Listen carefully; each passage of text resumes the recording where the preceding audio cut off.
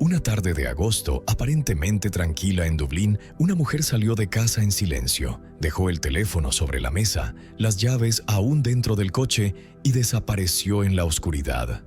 Un año después, unos pescadores sacaron por casualidad del fondo del lago una serie de pruebas extrañas: esposas, cadenas, un cuchillo y hasta una tarjeta de puntos con su nombre.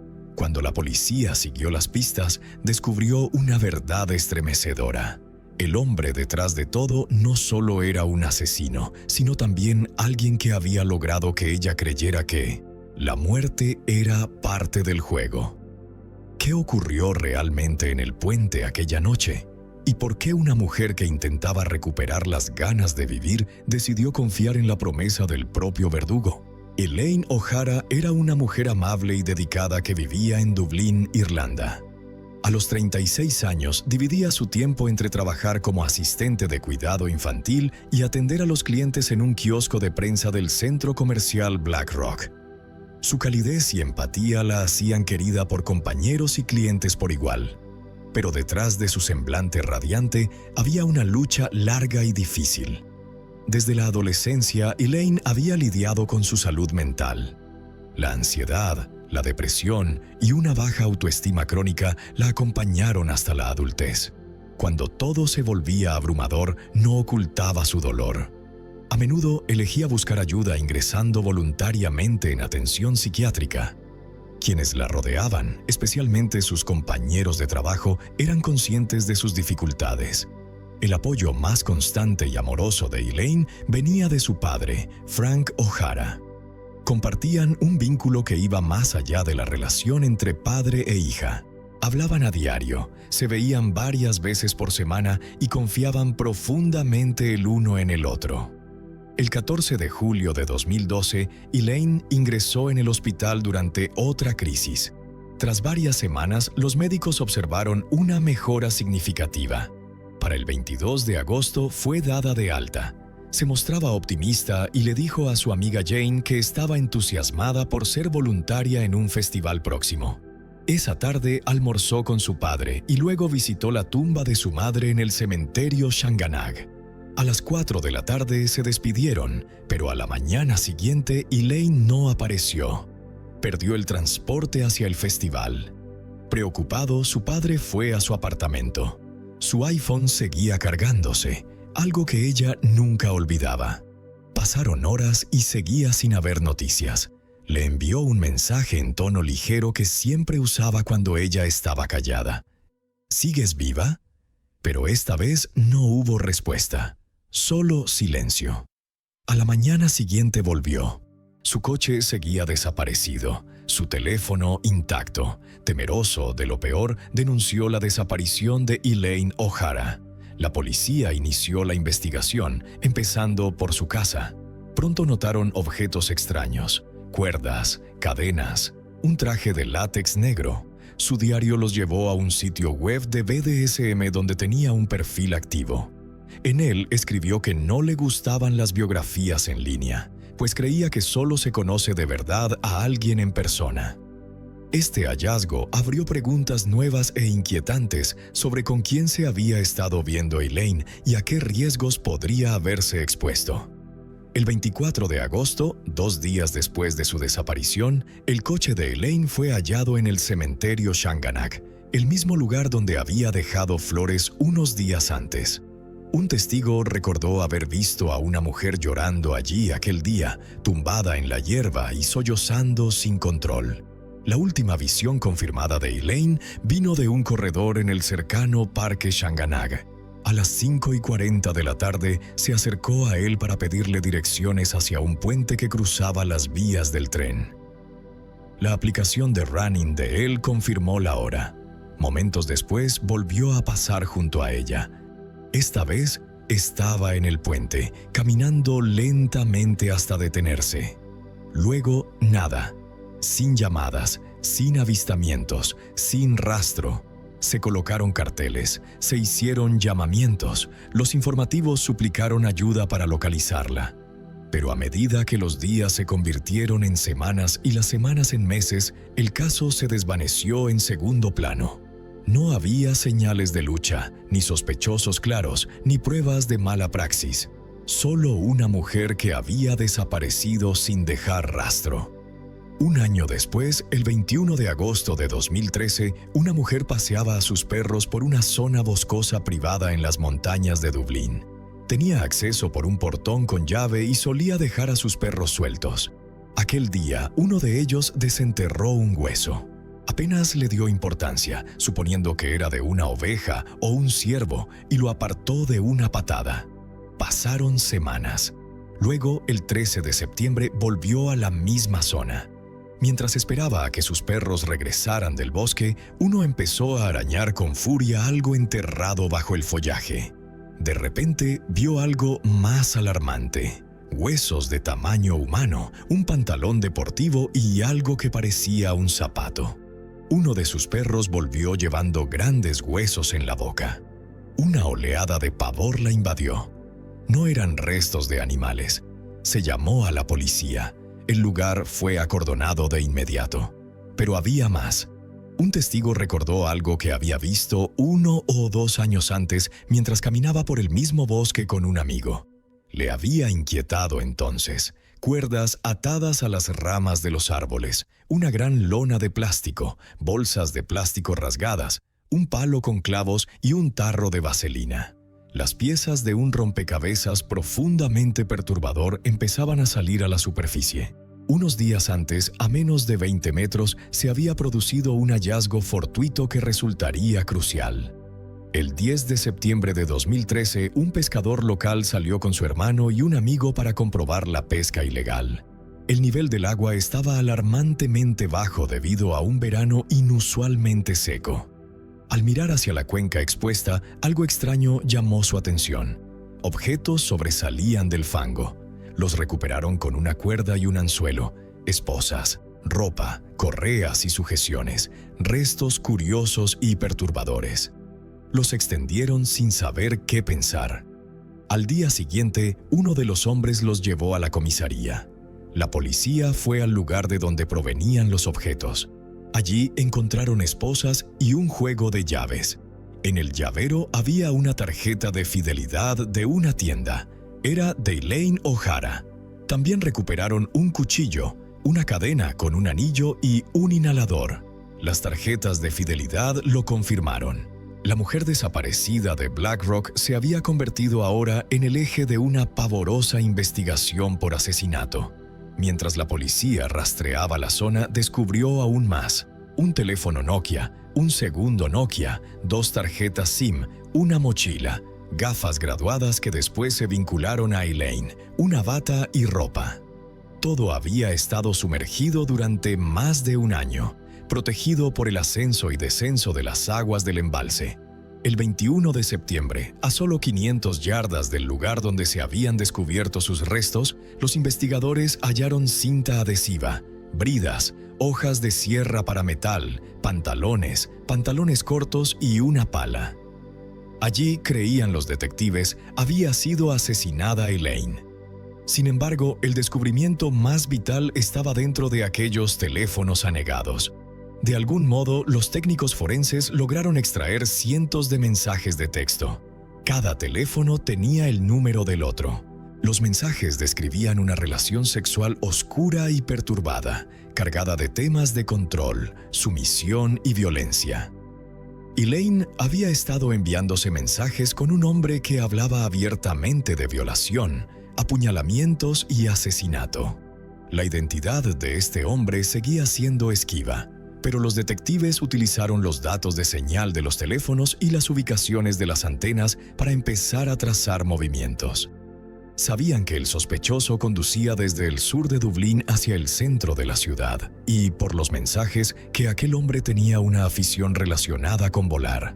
Comprobaron la clasificación de una competición de la Irish Model Aeronautical Association del 11 de junio de 2011. La tabla de posiciones enumeraba a un hombre que había quedado quinto, un nombre que Elaine había anotado anteriormente en su diario. Cuando los investigadores consultaron el nombre, surgieron más conexiones. Había denunciado el robo de bicicletas en un negocio. El negocio, una firma de arquitectura y una amiga de Elaine había mencionado que ella había mantenido una relación abusiva con un arquitecto. Todo empezó a converger. El 17 de octubre de 2013, a las 7 de la mañana, la policía arrestó a Graham Dwyer, de 41 años, casado y padre de 3 hijos, un arquitecto conocido de Dublín. En su casa, las autoridades encontraron un cúmulo de pruebas inquietantes. Su ADN fue posteriormente cotejado con muestras recuperadas del colchón de Elaine, uno con marcas de punción y manchas de sangre. Los detectives iniciaron los interrogatorios. Él lo negó todo, pero 2 detectives ya habían recogido basura de sus contenedores. Entre el contenido, un bote de cera para coche que coincidía con el ADN hallado en la cama de Elaine. Las imágenes de CCTV del apartamento de Elaine también eran incriminatorias. El 23 de junio de 2012, apenas unos minutos después de que Elaine llegara a casa, se vio a un hombre entrar. Se cubrió la mano al pulsar el botón del ascensor, mantuvo la espalda hacia la cámara y abandonó el edificio 2 horas después. Una semana antes de su desaparición, regresó, esta vez llevando una mochila idéntica a la encontrada en el fondo del embalse. Al mostrarle imágenes fijas del CCTV, Graham Dwyer no pudo recordar dónde estaba el día de la desaparición de Elaine. Los agentes creían que el hombre de las imágenes era él, y los teléfonos contaron el resto de la historia. Admitió mantener una relación sexual con Elaine O'Hara, describiéndola como parte de una dinámica de BDSM consensuada. Él era el dominante, ella la sumisa. Pero cuando se le preguntó por las pruebas de ADN encontradas en el apartamento de ella, las desestimó. Incluso afirmó que en cierto momento Elaine le había pedido que la matara. Elaine y Graham se conocían desde hacía años. Su vínculo, forjado en foros para adultos en línea, comenzó mucho antes de su desaparición. En uno de los ordenadores antiguos de Elaine, la policía encontró muchos correos antiguos entre Graham y Elaine.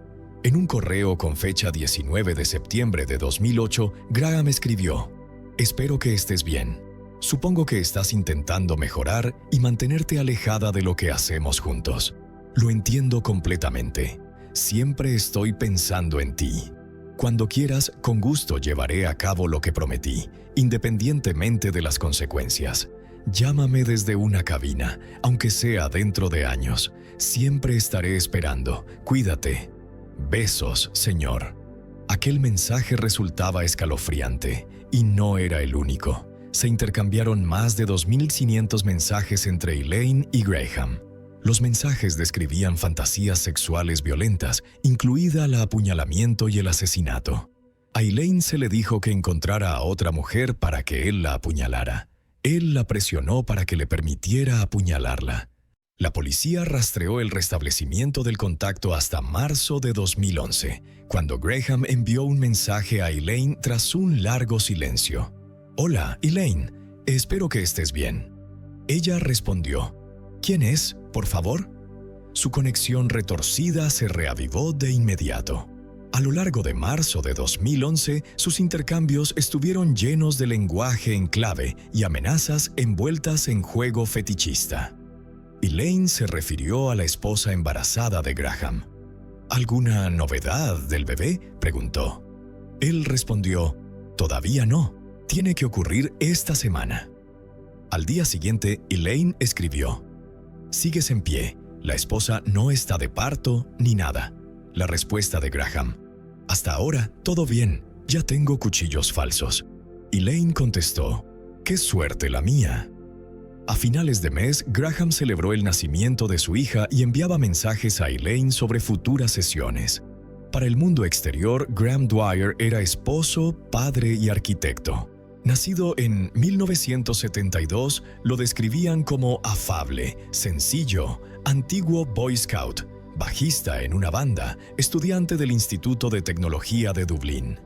Fue padre de un hijo en la década de los 90 con una exnovia y más tarde se casó con Gemma Dwyer, la mujer con la que renovaría una casa y formaría una familia. Pero detrás de esa imagen pública había algo siniestro. Su expareja dijo a los detectives que él había confesado fantasear con apuñalar a una mujer durante el sexo. Incluso llevó un cuchillo al dormitorio y escenificó el escenario sin cruzar la línea en aquel momento. En marzo de 2011, Elaine conoció a un hombre llamado Robert a través de un sitio de citas para adultos y posteriormente informó de un embarazo, pero lamentablemente perdió al bebé. Para el 21 de agosto de 2012, pocos días antes de la desaparición de Elaine, sus mensajes a Graham dibujaban un cuadro de vulnerabilidad. Estaba a punto de salir del hospital, pero temía no poder sobrellevarlo. La respuesta de Graham era inequívoca. Si esta vez no funcionaba, la salida era a través de él.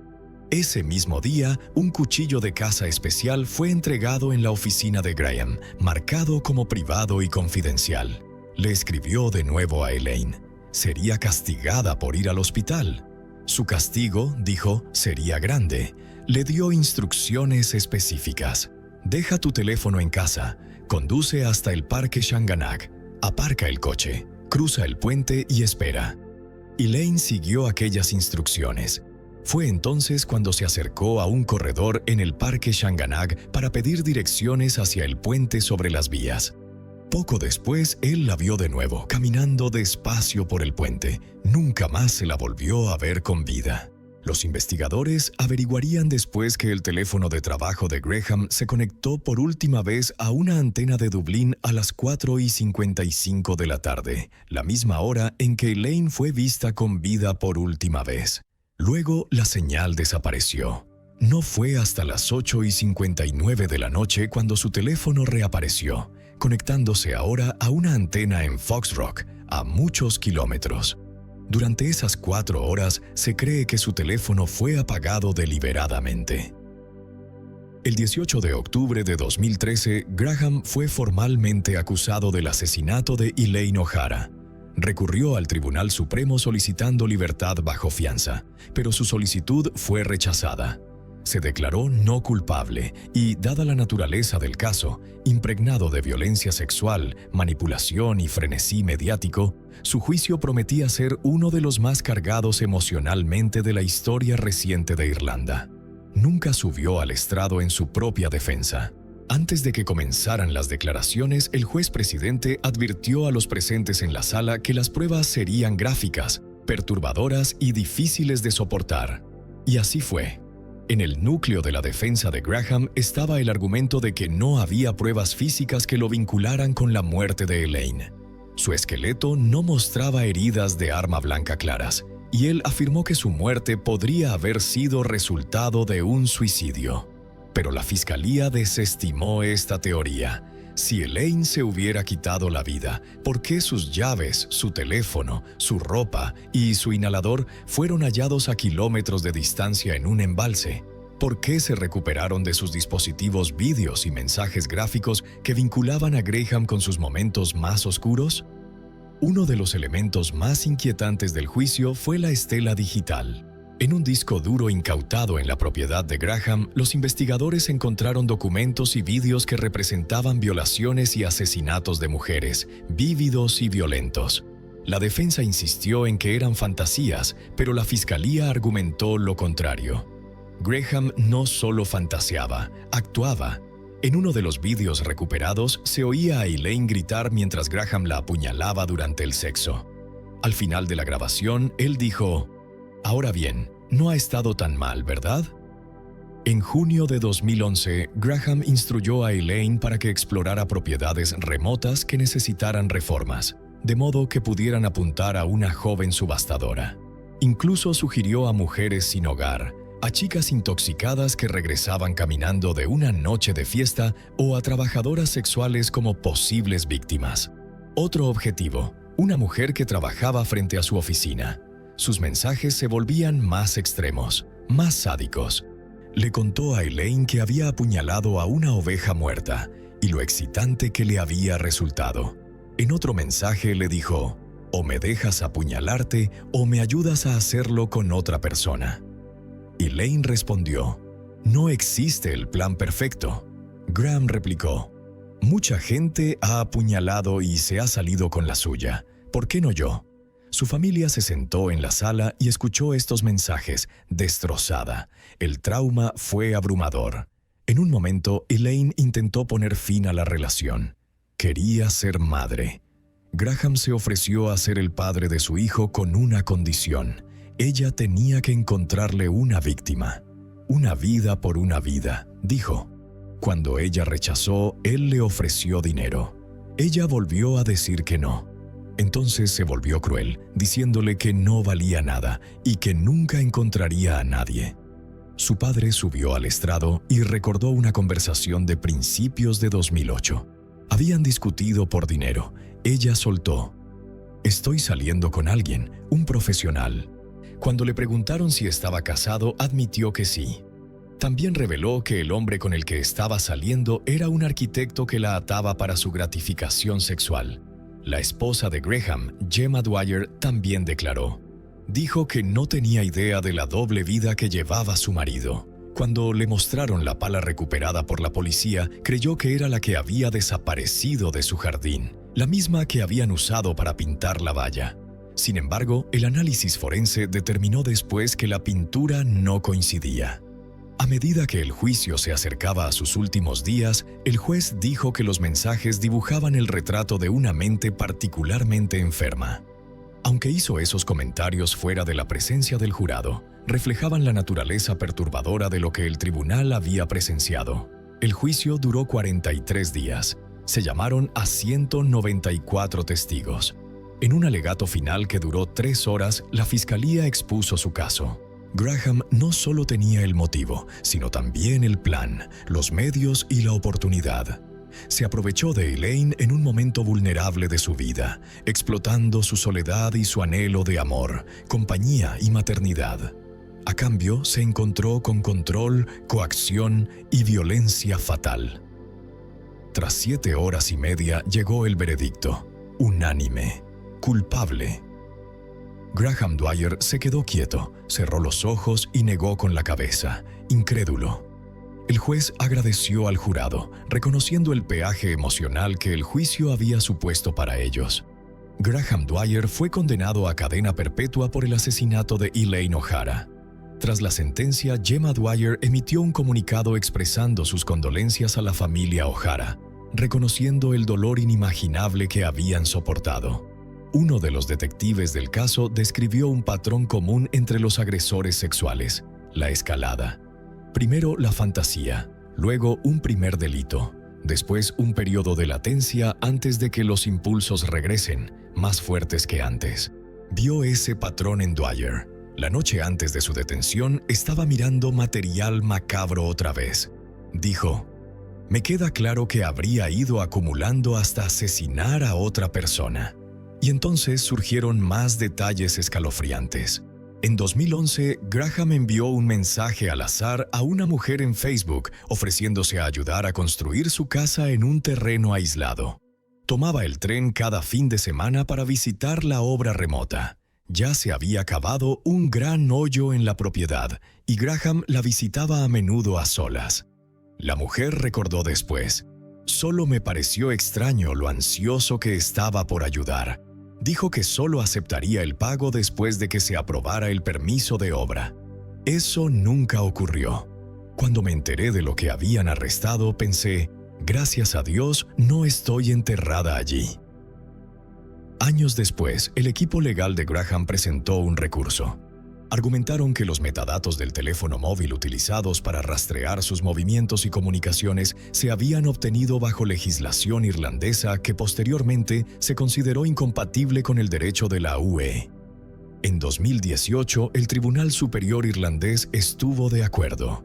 El Tribunal Supremo remitió entonces el asunto al Tribunal de Justicia de la Unión Europea. En Luxemburgo, el Estado argumentó que conservar y acceder a los datos era esencial para investigar delitos graves. Otros 13 países de la UE apoyaron la posición de Irlanda, pero el abogado general, emitiendo una opinión no vinculante, dijo que tal conservación de datos solo se justificaba por motivos de seguridad nacional, no para la persecución penal. Esto generó esperanza para la defensa de Graham, pero no fue el final. Analistas jurídicos explicaron: Incluso si los datos del teléfono móvil hubieran sido inadmisibles, no eran la única pieza de evidencia. Los mensajes, los dispositivos, los vídeos, los testimonios, todo dibujaba la misma imagen. Finalmente, el Tribunal Supremo desestimó el recurso de Graham. Concluyeron que los datos del móvil no habían socavado la solidez del caso. La condena se mantuvo.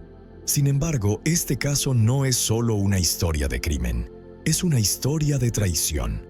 Graham Dwyer no asesinó a Elaine O'Hara en un arrebato de ira.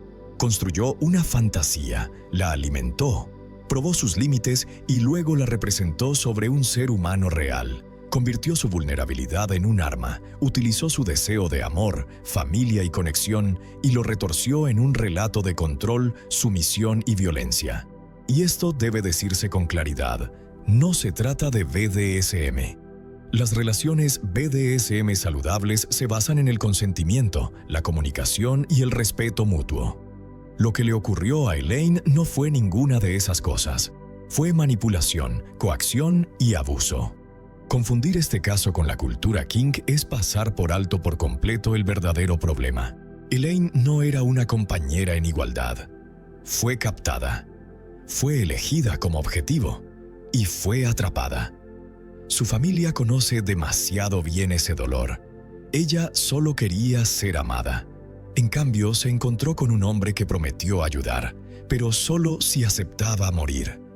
El tribunal impuso a Graham Dwyer cadena perpetua, pero para la familia de Elaine, esa sentencia no tiene final.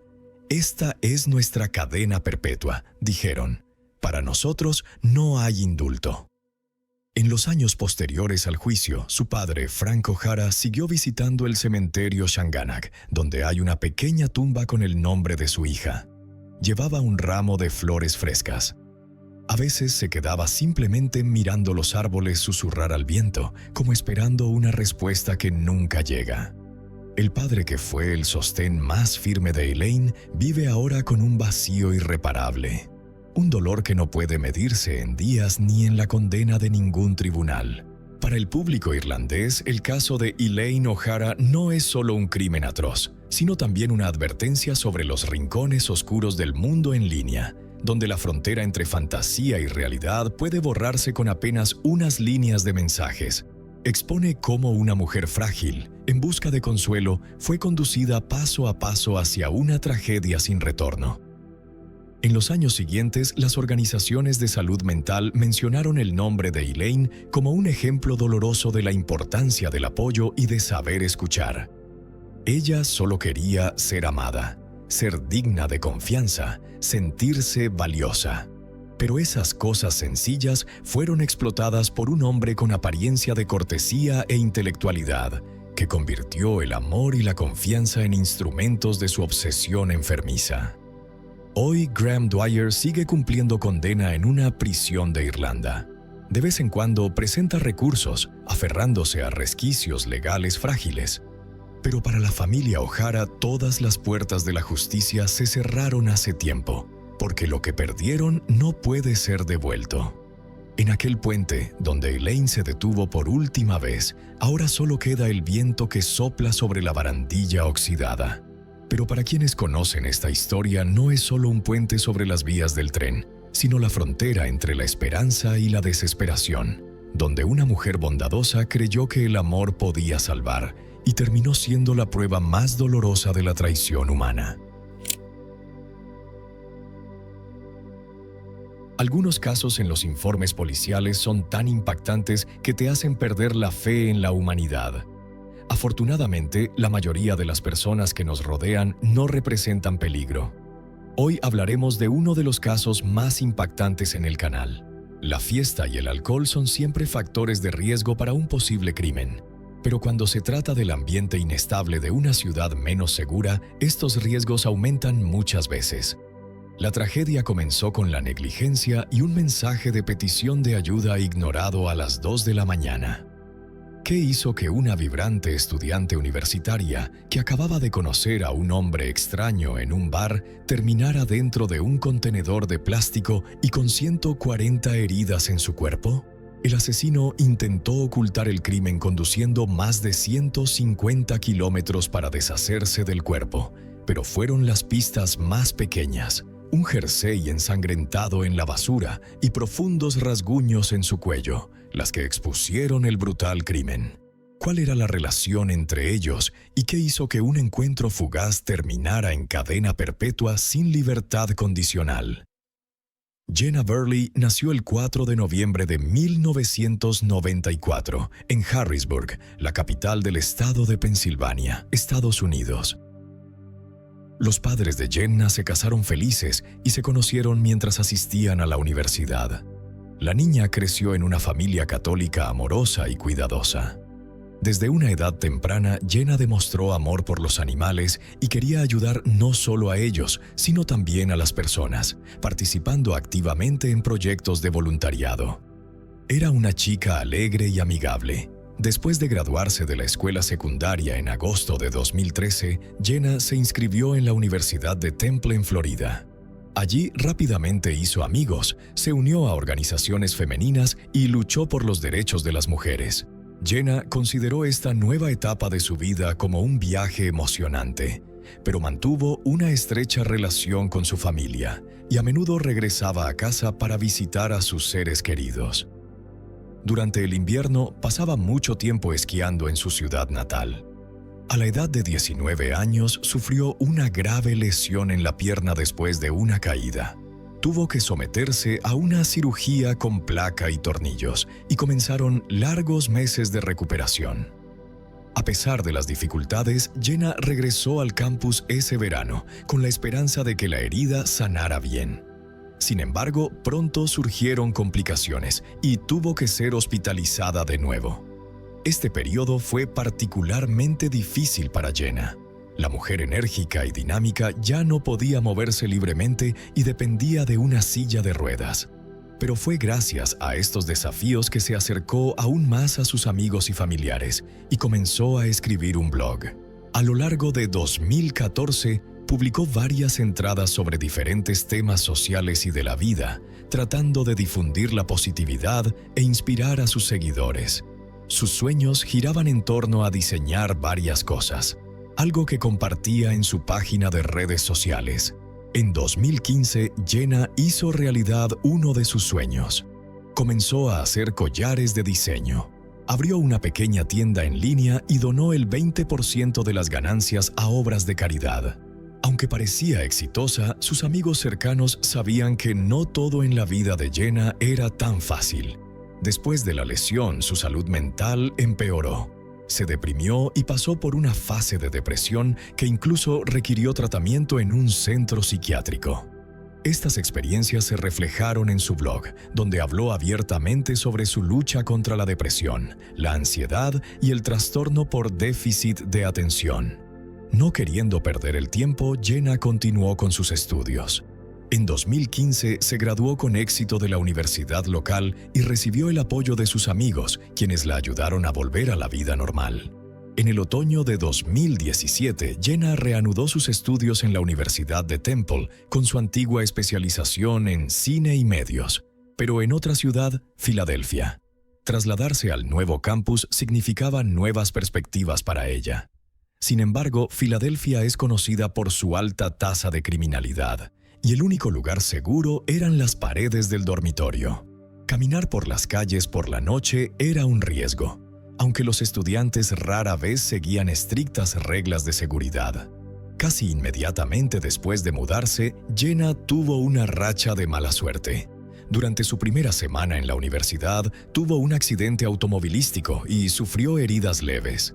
Su padre se apresuró a ayudar a su hija para resolver la situación. Era miércoles, el 30 de agosto de 2017. Al día siguiente, Jenna, de 22 años, tenía clases por la mañana, por lo que se quedó en el campus. Una fiesta estaba planeada para el cumpleaños de su compañera de cuarto, Davis Traynor, esa noche de miércoles.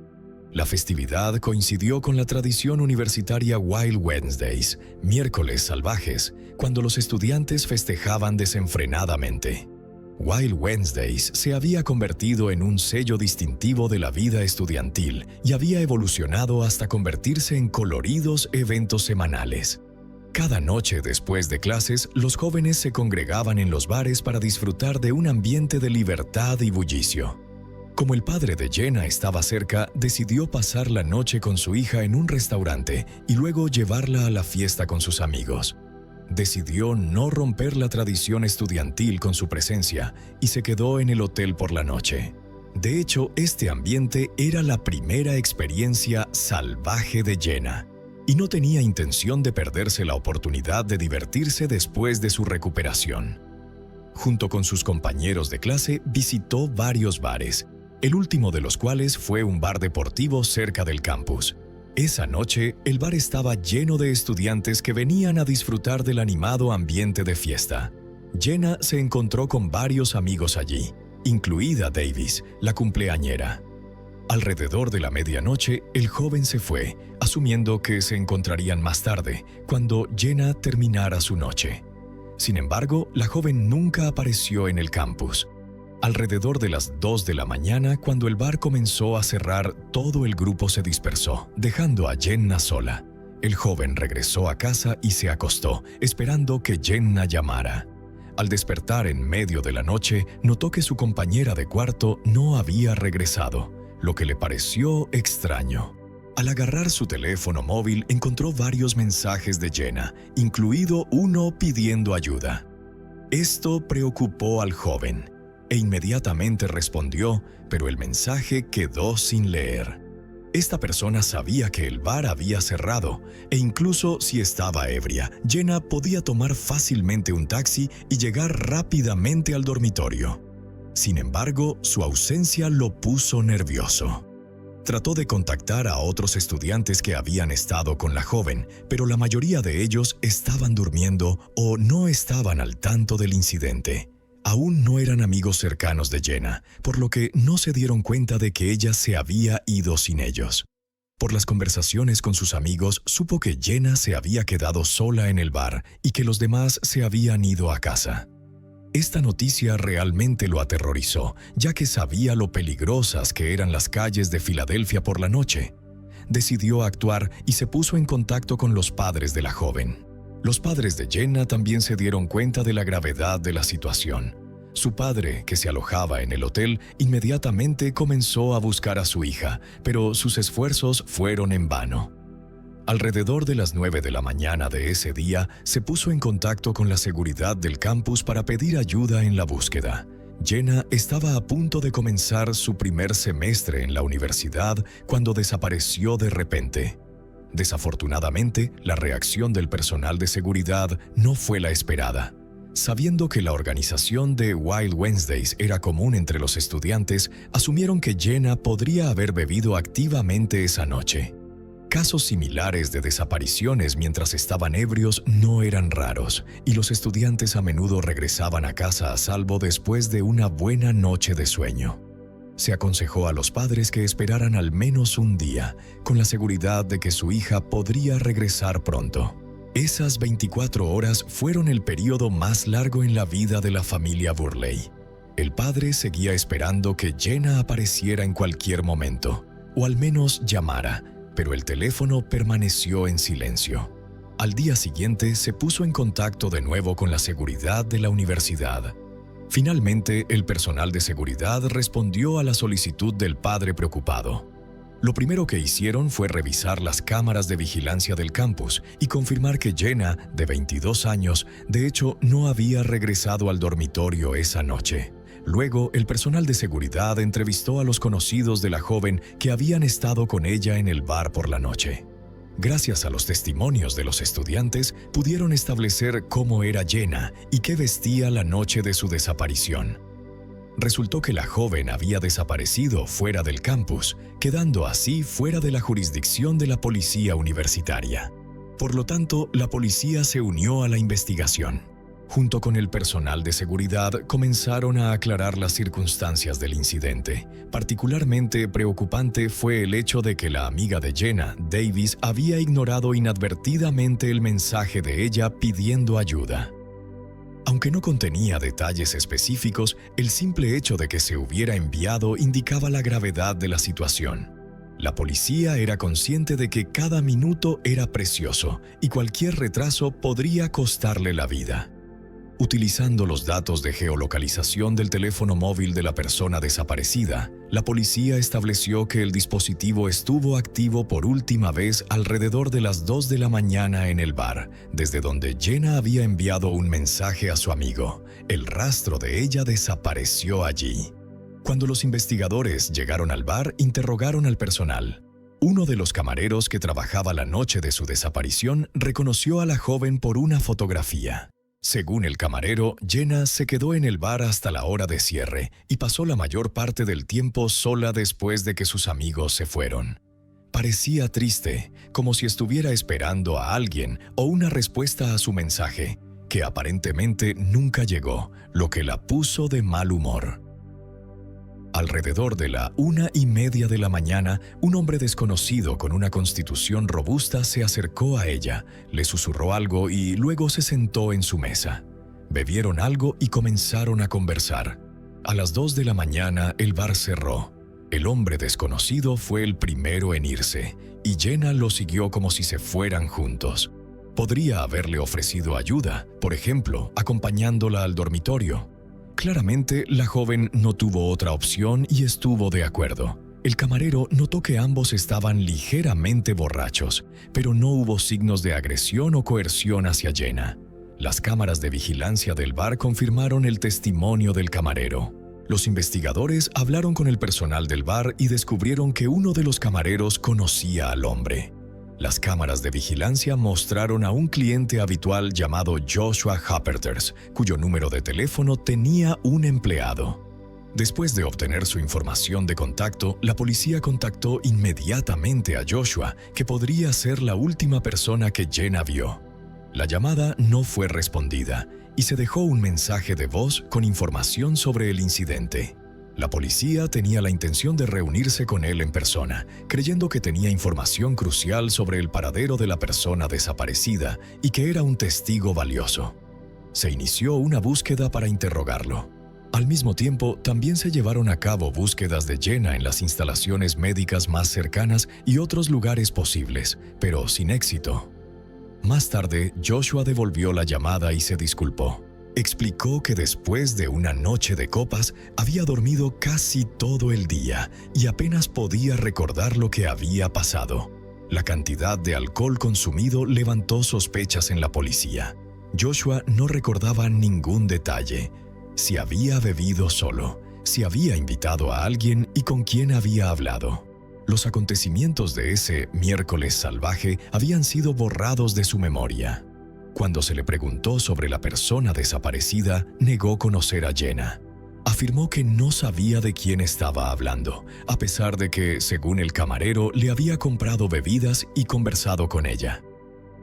Los investigadores sospecharon que Joshua estaba mintiendo. El camarero del bar afirmó que los clientes estaban lo suficientemente sobrios como para recordar los acontecimientos de la noche. A pesar de beber, se mantuvieron firmes sobre sus pies, por lo que la amnesia parecía imposible. El hecho de que le comprara bebidas indicaba un posible interés en ella. Resultó que vivía en un apartamento alquilado cerca del bar. El apartamento tenía 4 habitaciones que la casera alquilaba. Los vecinos, en su mayoría estudiantes, vivían allí. Los investigadores esperaban encontrar respuestas en el interior. Sin embargo, la puerta de la habitación estaba cerrada con llave, por lo que tuvieron que contactar a la casera. Rápidamente les permitió entrar en la habitación de Joshua, donde Jenna podría haber estado retenida o simplemente recuperándose después de beber demasiado alcohol.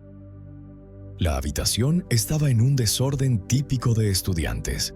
Entre las pertenencias y papeles había zapatos de hombre con rastros de sangre en el talón y un rollo de papel higiénico con sospechosas manchas rojas que parecían sangre. Se necesitaba una orden de registro para seguir investigando e incautar pruebas, por lo que los investigadores abandonaron el apartamento para obtener permiso. Joshua seguía sin contestar el teléfono. Obtener la orden de registro podría retrasarse, y los investigadores tenían poco tiempo. por lo que inmediatamente comenzaron a investigar los antecedentes del sospechoso de 29 años.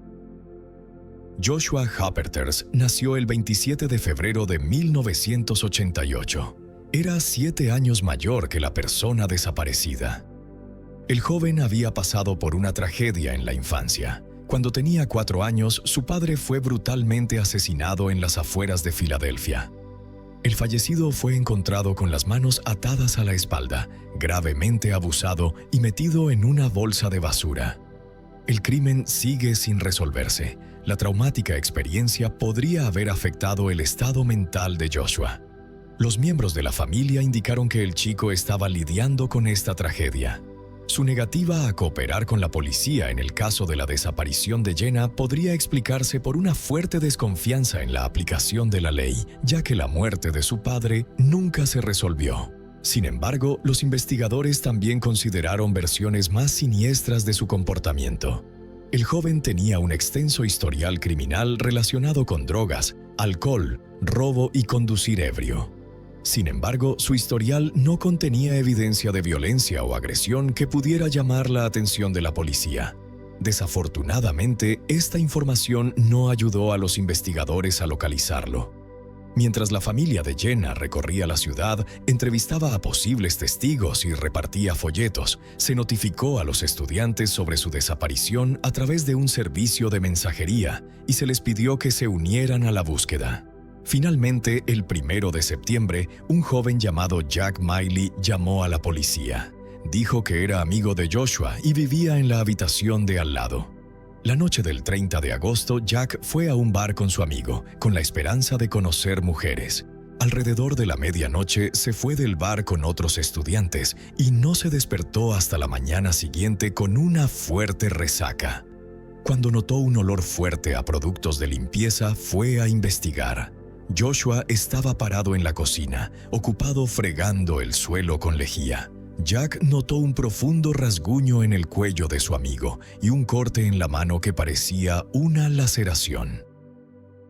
Joshua explicó que se había herido la mano al caer en un arbusto espinoso debido a la fuerte embriaguez y luego ensució el apartamento. Ambos se rieron de su torpeza. Después, Joshua fue al hospital para coserse el corte. Después, Joshua le dijo a su vecino que visitaría a familiares en Carolina del Norte. Aunque los dos se conocían desde hacía mucho tiempo, esta era la primera vez que Jack oía hablar de los familiares de Joshua en otro estado, y este viaje no planeado parecía sospechoso. Cuando se enteró de la desaparición de Jenna y su conocido, y vio su foto, el vecino se dio cuenta de que las heridas de Joshua y los rastros de sangre en el apartamento podrían estar relacionados con su desaparición. Luego decidió contactar a la policía. Con muchas inconsistencias en los testimonios de los dos jóvenes, los investigadores comenzaron a sospechar que el testigo también podría estar involucrado en la desaparición de la joven, ya que había estado en el mismo bar esa noche y vivía en el mismo apartamento que Joshua. Para determinar su posible papel en los acontecimientos, tanto Joshua como Jenna tenían que ser encontrados. Después de hablar con el informante, se le ofreció contactar a su amigo e intentar averiguar la verdad sobre esa noche y su posible participación en la desaparición de la estudiante. Sin embargo, Joshua desapareció de nuevo y no respondió a las llamadas. El 1 de septiembre, el teléfono móvil del sospechoso finalmente volvió a estar activo y respondió a la llamada. En lugar de confesar, negó enérgicamente las acusaciones de su compañero de cuarto. Según él, estaba en el sur de Filadelfia y no tenía planes de viajar a Carolina del Norte. Joshua prometió ir a la comisaría para hablar con los investigadores, pero no cumplió su promesa y se escondió de nuevo. Para recopilar más información, agentes del FBI se unieron a la investigación. Con su ayuda, pudieron identificar la ubicación desde donde el fugitivo había estado negociando con la policía.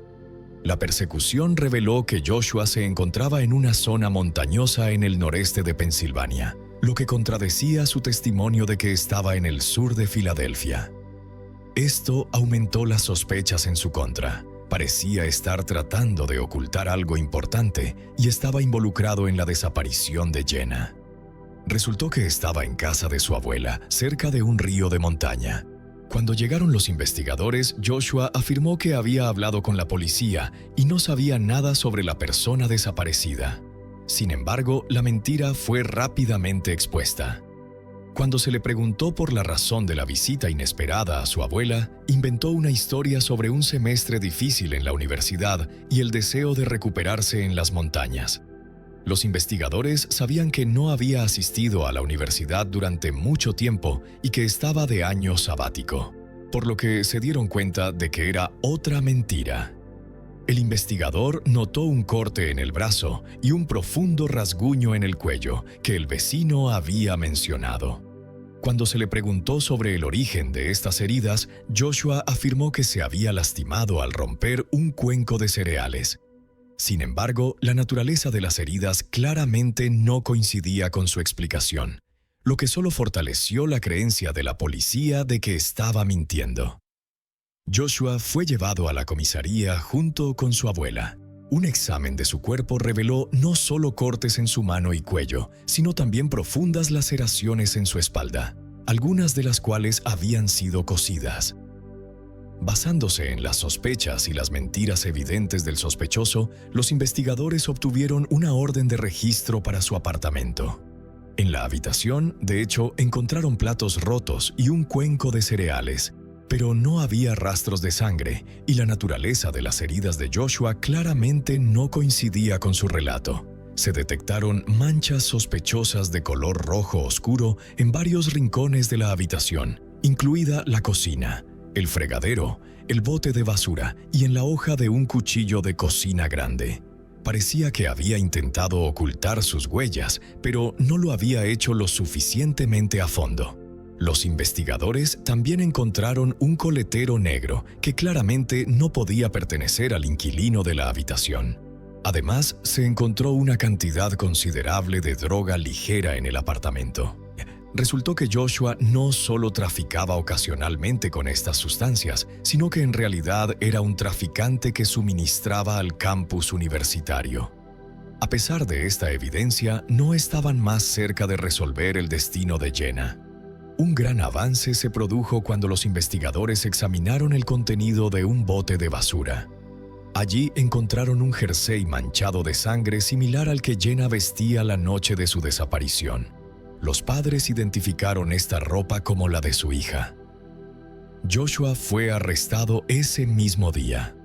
Varias personas describieron a Joshua y a su vecino Jack como individuos arrogantes y propensos a comportamientos agresivos hacia las mujeres.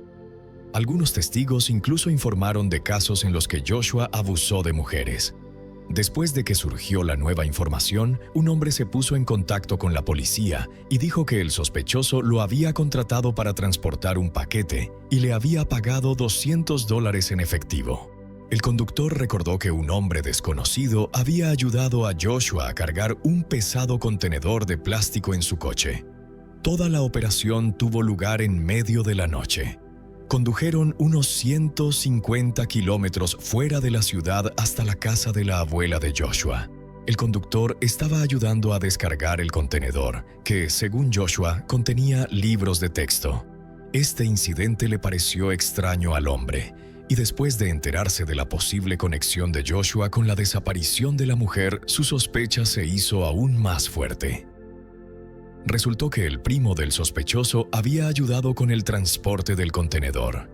Joshua también le dijo que estaba transportando libros de texto y ropa, y él tampoco sospechó nada en ese momento. Poco después, otra persona se puso en contacto con la policía. El abuelo de Joshua informó que mientras buscaba serpientes en el gallinero, se había topado con algo mucho más horrible: un contenedor de plástico. Dentro encontró el cuerpo de una mujer de cabello oscuro e inmediatamente alertó a la policía. Los agentes de policía que llegaron a la escena encontraron el cuerpo de Jenna en la casa de los abuelos de Joshua. El cuerpo de la joven estaba en un estado lamentable. Presentaba 140 heridas, lo que indicaba un abuso brutal. La policía interrogó a Joshua, pero ocultó intencionalmente la ubicación del cuerpo. Confirmó los detalles de sus viajes con el contenedor a la casa de su abuela, pero no confesó. Sin embargo, fue acusado de asesinato y manipulación de pruebas. El joven se declaró no culpable de todos los cargos. La autopsia de Jenna, realizada el 3 de septiembre, reveló que la causa de la muerte fue un golpe contundente en la cabeza y asfixia. El forense registró múltiples heridas. Joshua probablemente golpeó a Jenna con los puños, luego le golpeó la cabeza con un plato y la estranguló. Se encontró una puñalada en el brazo y una mordedura profunda en el cuerpo de la víctima. Se encontró un cable desgarrado, presumiblemente utilizado para estrangular, en el apartamento del sospechoso. Los expertos concluyeron que el sospechoso poseía una fuerza considerable, lo que le permitió desgarrar la laringe de la víctima. La detección de fluidos corporales masculinos de Joshua en los genitales de la víctima sugirió un acto de violación. Los investigadores revisaron imágenes de varias cámaras de vigilancia en el área y encontraron imágenes que mostraban a Jenna y Joshua entrando al edificio donde el hombre alquilaba una habitación a las 2:32 de la mañana. Pero Jenna no saldría viva de allí. Un día después, Joshua sacó su cuerpo en un contenedor de plástico, que luego fue encontrado en un cobertizo. Más tarde se encontró un testigo que había escuchado gritos de mujer provenientes de la habitación de Joshua. Estos gritos duraron unos 3 minutos antes de detenerse abruptamente, pero nadie hizo nada para ayudarla. La pregunta sigue siendo, ¿por qué el vecino de Joshua, que vivía justo enfrente, no escuchó los gritos? ¿Estaba involucrado en el crimen o simplemente estaba profundamente dormido debido a la embriaguez? Jack insistió en que estaba demasiado borracho para escuchar nada. No se encontraron pruebas de su participación en el asesinato. El juicio comenzó en 2019. En ese momento, la autopsia forense había revelado que la mujer había tenido relaciones sexuales justo antes de morir. Esto agregó el posible elemento de violación a los cargos contra Joshua. El acusado, por su parte, afirmó que la intimidad era consensuada. Después le ofreció a la mujer otras formas de relación sexual, pero ella se negó y se fue. Según la versión de la fiscalía, la negativa de Jenna provocó una discusión que se convirtió en una pelea. Joshua perdió el control, la mató y luego abusó de su cuerpo. Sin embargo, no había pruebas de que Jenna y Joshua se conocieran de antemano. El abogado argumentó que el verdadero culpable de la tragedia era el vecino del acusado, Jack. Alegó que mató a la mujer cuando interfirió en el conflicto entre ella y Joshua. Joshua simplemente estaba tratando de encubrir el crimen para ayudar a su amigo. La defensa también enfatizó el alto nivel de alcohol de Joshua. En su opinión, esto influyó en su comportamiento agresivo, provocando el ataque. Durante el juicio, Joshua admitió parcialmente su culpabilidad y estuvo de acuerdo con los cargos de destrucción de pruebas y profanación de cadáver. Sin embargo, continuó negando cualquier participación en el asesinato. El testimonio de la hermana de Jack confirmó que su hermano a menudo dormía profundamente después de beber y no se podía despertar en esos momentos. Todo esto permitió que el hombre escapara de ser procesado. Después de largas deliberaciones sobre las circunstancias del caso, el jurado declaró a Joshua culpable de asesinato, abuso físico y manipulación de pruebas. Fue condenado a cadena perpetua sin posibilidad de libertad condicional, con 18 años adicionales por abuso físico y destrucción de pruebas. Su abogado apeló, alegando que los agentes de policía actuaron sin la orden de registro necesaria durante la visita inicial a la habitación de Joshua, lo que les permitió colocar pruebas incriminatorias. Sin embargo, la apelación fue desestimada. El criminal está en prisión sin perspectivas de ser liberado. El caso de Jenna Burlick es un doloroso recordatorio de los riesgos latentes en la vida estudiantil, especialmente en entornos urbanos complejos. Terminó con una sentencia severa, enviando un mensaje claro: Joshua Hupperters tendrá que pagar por su atroz crimen. Aunque la apelación fue desestimada, el criminal continúa cumpliendo su condena de cadena perpetua sin libertad condicional, asegurando que no tendrá perspectivas de ser liberado y no podrá causar más daño a la sociedad. para la familia de Jenna Burley, aunque nada puede compensar esta inmensa pérdida. El cumplimiento de la justicia ha traído consuelo y ha cerrado el capítulo doloroso de este caso que conmocionó a la opinión pública.